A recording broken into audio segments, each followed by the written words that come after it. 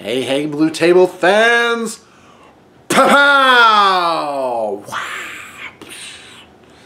Yeah, that's about all the enthusiasm I got. I'm at like 3% enthusiasm, guys. Been feeling a little under the weather. So, yeah. But let's, I'm going to talk about whatever I want to talk about.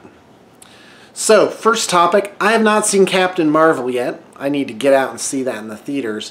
While the getting's good. What else? Maybe I should go tonight. Alright. Let's see. Things are going good at the studio. I'm somewhere around, feels like 45 projects, which is a pretty beefy lineup. Still like to add a few more. Of course, they're always like dropping off of the end. And sometimes, like, you know, some projects are bigger than others. So I've got a couple of major projects that are just about to see completion. So that's pretty exciting. So yeah, I've been under the weather. For those of you that follow the channel or you know, my Facebook page, you know that I have a baby daughter. I've been divorced 4 years. I have a 2.5-year-old, so do the math on that. And yeah, was very much wanted, and but she's been sick. She's like a brunette Shirley Temple. She's so adorable. She's starting to talk, you know, and let us know what she wants, you know. she wants chocolate. That's what it is.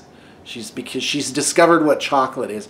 First in the form of Hershey's Kisses, which she can open up with her little fingers. She loves that. She loves it when I just put like 3 little Hershey's Kisses out and she just like. And the mother is like, hey, you know, don't let her eat any of that. And I'm like, well, actually, you know, chocolate's one of the great Earth experiences. Like, you can't come to the planet Earth and not have some chocolate. Hold on, something just knocked over. You may not know this, but the tripod is actually on a table. And you know what? Hold on a second. I need to adjust this before it falls off. There we go. That's better. So, let's see here. Yeah, so I'm like, no, I'd like, all right, just watch. So I gave her a ton of chocolate. She made herself a little sick on the chocolate, and now she eats it in moderation. So I'm like, see, everything sort of like evens itself out. Like if you never let people go and do it to begin with, then it becomes kind of like this, it becomes something that can be imbalanced, you know. So you gotta just let that happen and let nature run its course. So there we go. Wow, I'm really messing with my collar, right? Yeah, guys, I'm a wreck. I don't even know why I'm doing this video. I just I enjoy it. I enjoy talking. And let's see here. Oh, and so I'm at the studio, and I love my new studio. It's perfect. Well, almost. It could be bigger. I'd like to have like a larger like gaming area. But this is working. Like this is just so much peace. Nice. Oh, so yeah, my little girl loves chocolate. I've been playing Age of Sigmar with my boys. They are age 13 and 17. And for the 17-year-old, this is the magic time. Like, this is it. After this, he's going to kind of go out and live. The cat's in the cradle, guys, so hurry on up. And so this is my time. I see him every weekend. I had him for 5 days over spring break, which was amazing. And we're playing a lot of Age of Sigmar. All those armies will be up for sale in case you're interested. Pretty stoked. My 13-year-old son, so basically I'm just getting whipped by both of them. And I'm like, and I was like, well, obviously I'm not trying hard enough. Oh no, no, no, no. Even if I try, it's like they're just like they have spent time with those books, and they have they've understood the game, and they've been through the crucible. I am working them up though. Like, I want them to be able to go to a local game shop and be able to manage themselves. I think that'd be kind of an end goal there. You know, in terms of sportsmanship and getting to know new people, and so that's what we're practicing. And I have to admit that even though my sportsmanship is amazing, I get a little whiny with my army just getting beat all the time. I'm just like, I'm getting tabled by the turn. But turn 2, I'm pretty much tabled. Turn 3, totally tabled. That's all the longer. I'm just getting wiped out by both of them. So it's all right though. I'm glad to see that they're so enthusiastic for the game, and so in a way, that's definitely that's a win for me. And hold on a second, something's going on. Huh? That's weird. Wonder what that is. Hold on. Oh, I thought I saw something on the wall. No, it's on the screen of the camcorder.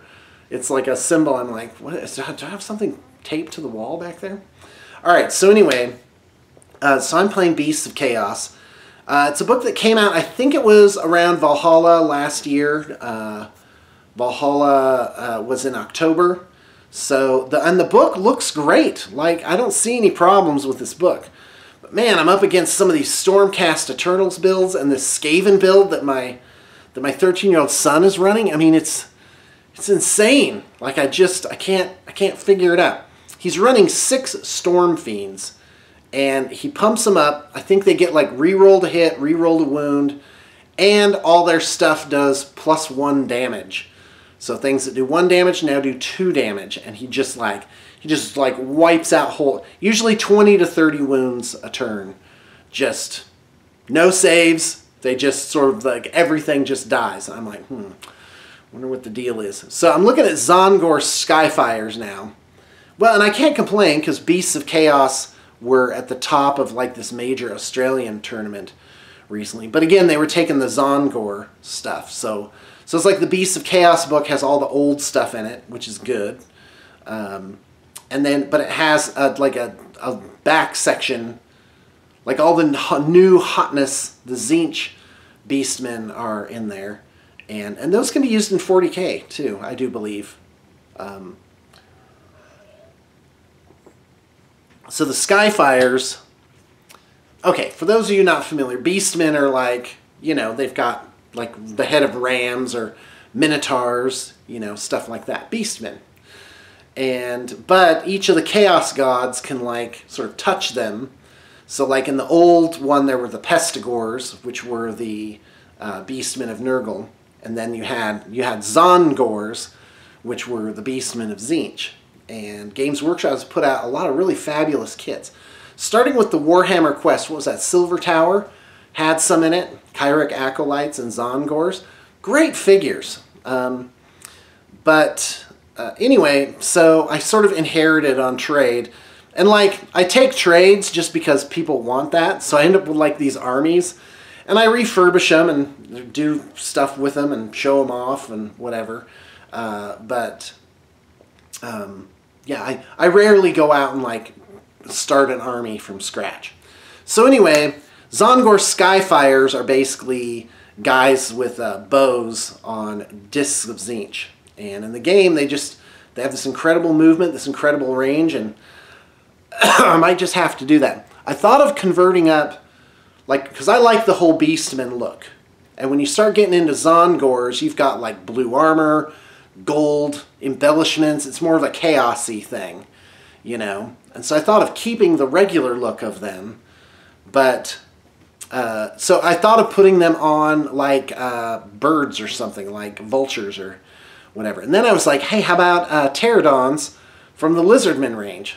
But the Skyfires are $35 for a box of 3, and the pterodons are $60 for a box of 3. So it's almost double. And then, of course, I'd have to do all the converting and buy the models to be on the back, figure out somehow to have bows. Nah, too much for what I want to do. So I'm probably just going to break down and get the Skyfires, and maybe I'll proxy them and see if they're any good. The other idea I had for those, for Zongor Skyfires, would be to have Minotaurs, winged Minotaurs with bows. And I think that would actually look really cool. And so I've got my eyes out for some good Minotaur models. You can find them pretty cheap because Minotaurs don't have any sort of copyright issues to them. You can't be like, oh, I invented Minotaurs. You can't print these. Which is why I think you have a lot of these games are based on like Greek mythology or whatever, you know, Viking stuff. Because then you don't have copyright issues. Which kind of sucks because it prevents people from coming out and being like, hey, here's my new idea, you know.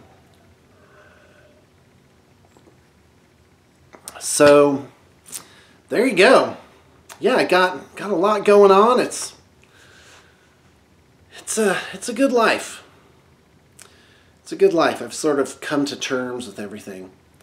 I'm about to turn 50, so that's exciting. Started blue table painting when I was 35. I just quit my teaching job, and really for a long time I didn't know if it was going to take off. People say, hey, how's your company? I go, it's going good. Check me in 3 months and see if I'm crying. You know, I didn't know if it would go along. And you know what's funny is I started in 2004, and I think it was 2008. I found an old spreadsheet that I used to keep track of all the projects, and I think I had 65 projects going at the same time. And like things were just so busy, I just kept going. I didn't realize how much it was growing. And so it always felt like, you know, it was like this overwhelming like pressure. Well, that's because it was like expanding. And so anyway, and now I'm just like, this is awesome because the project load is like, it's pretty low. I can give pretty good attention to things, but it is just me. I used to, in 2008, by that time I had like a 20-hour-a-week assistant, and the way I'm running it now, no assistant. But I have my kids who, you know, do all the packing every weekend and stuff like that. What else? I've been watching, my guilty pleasure is 90s sitcoms. So I've been watching Dharma and Greg. That's a fun show. Very innocent, extremely innocent. And the Orville, love the Orville, having a good time. That's kind of the heir apparent of Star Trek The Next Generation. And yeah, what else? Well, yeah, that's about it. I don't really have much more to say, guys. I do have, I keep telling you about these specials, so, you know, you already know about that. Aspiring Warlord, Hero of the Imperium. Those are two great things that I'm running sort of indefinitely right now.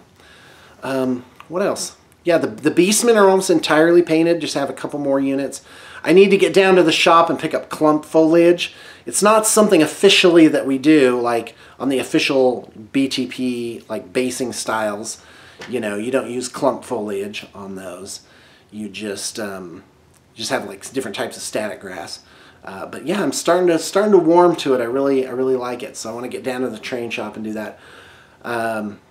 Had Chinese Panda Express for dinner tonight. That was a bit of a treat. I normally just cook for myself because I don't know if you know this, but I'm pretty good at cooking. And ignore that other video I did. That was terrible. That was like a real embarrassment. I should set up the camera when I'm actually doing well at it. But you know, practice makes perfect. You know, if you just keep doing something. All right, well, that's really all I got to say. So thanks for tuning in.